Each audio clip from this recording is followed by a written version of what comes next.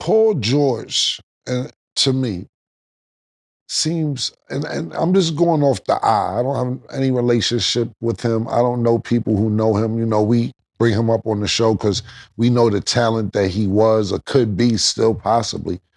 But just from the eye test, he has no interest in basketball. He sat there and said he's not going to do the podcast. The day he said, okay, cool, I'm not doing the podcast no more for a while. I'm going to focus on basketball. Whatever that first game he said that, he had some wild, good numbers. I remember 28, 29 points. It was something Paul George's that we're used to.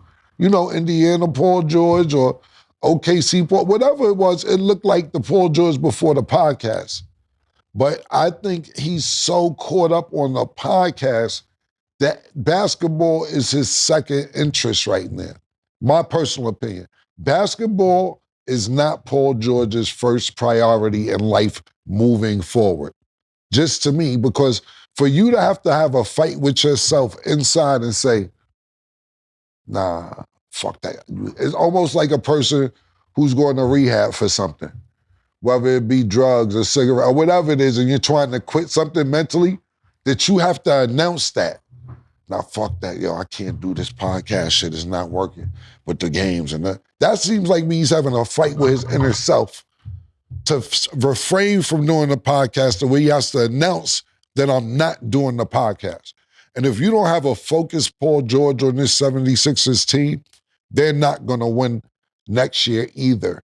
Now, if he comes into the season fully healthy, focused, and fuck the podcast, then possibly they have a chance. But I don't know if Paul George is getting better. When he said fuck the podcast, he looked good a month and a half ago, however it is. We don't know the health of Joel Embiid.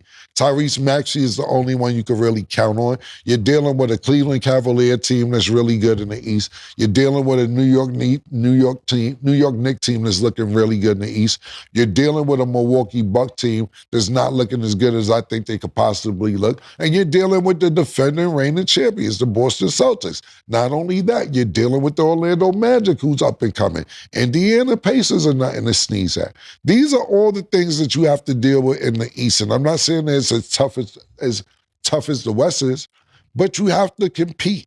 Joel Embiid hasn't been competing, Paul George hasn't been competing, and Tyrese Maxey can't do it by themselves. We have to wait to see next season how focused Paul George is and how healthy Joel Embiid is to see if they're going to make a comeback from what they used to be.